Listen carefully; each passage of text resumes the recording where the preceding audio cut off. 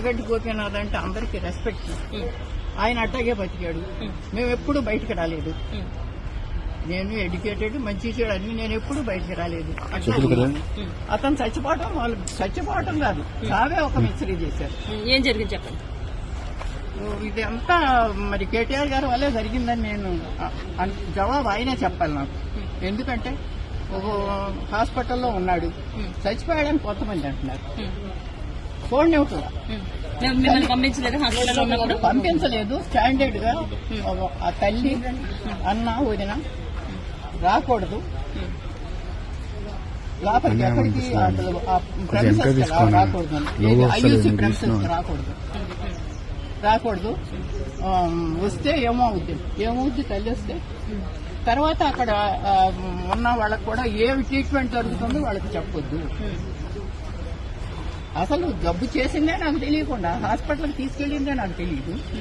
ఎవరో హాస్పిటల్ తెలిసిన ఆయన ఫోన్ చేసి బాబు వచ్చేసాడట అని పెద్ద బాబు ఏంటి ఏంటంటే వెళ్తే రాని మరే.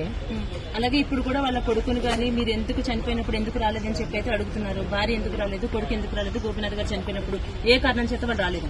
వాళ్ళు ఏ కారణం చేత రాలేదు మరి ఊర్లో ఉన్నదాన్ని అన్నీ. అంటే ఇప్పుడు వాళ్ళ అబ్బాయి చెప్తున్నాడు బెదిరించారు వాళ్ళ అబ్బాయి అంటున్నారండి, బెదిరించారు మమ్మల్ని, ఆ బెదిరింపుల వల్ల నేను రాలేదు, నేను యుఎస్ లో ఉన్నాను అంటున్నారు. కావచ్చు, అబ్బాయి యుఎస్ లో ఉన్నాడు కావచ్చు. ఎందుకంటే నేను ఇంట్లో ఇక్కడ పిల్లడు అక్కడ ఉండంగానే ఇంకా చనిపోయాడో లేదో తెలియదు, వెంటిలేటర్ లో ఉన్నాడు. ఒక్కసారి చూస్తానంటేనే నన్ను కన్న తల్లిని, ఆడికి 63 ఏళ్లు, నాకు 92 ఏళ్లు. ఏమ్మా చివరి దశలో ఇటువంటి బాధ వచ్చింది ఏంటి? పిల్లాన్ని చూస్తానంటే చూడలేకుండా చేసి 3 రోజులు మరి వెంటిలేటర్ లో అట్టు పెట్టారు. నాకేంటి డాక్టర్స్ రావచ్చమ్మా అంటే నాకు తెలియదు కదా, ఆశ అనమాట. వస్తున్నాను, అక్కడే పడినా. ఈ కేటీఆర్ గారు ఒకసారి వచ్చారు. వచ్చినప్పుడు అయ్యా నన్ను ఇటు రానివ్వట్లేదు, కొంచెం చెప్పాయా అంటే గమ్మని తలుపు మూసుకుని వెళ్ళిపోయాడు. కానీ అయ్యో వస్తాను చూస్తాను ఏంటమ్మా అని మాట కూడా అడగల ఆయన. వచ్చాడు, వచ్చి వాళ్ళతో మాట్లాడాడు. పైకి వెళ్ళి వాళ్ళు వేరే రూమ్ లో ఉన్నారు, మాట్లాడా అక్కడ పరిగెత్తారు. ఏంటంటే లిఫ్ట్ లో కేటీఆర్ ఉన్నారు, నేను కూడా ఆ లిఫ్ట్ లో ఉంటాను. అయ్యో ఏం చెప్తాను, కొంచెం చూడండి ఇస్తాడేమోనని ఆశమ్మ ఏం చేయదు అన్నపల్లిందా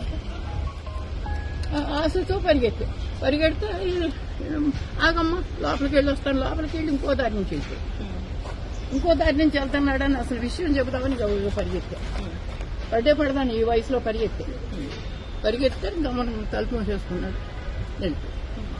అయ్యో ఒక్క మాట అయ్యా బాబు, ఒక్క మాట అయ్యా.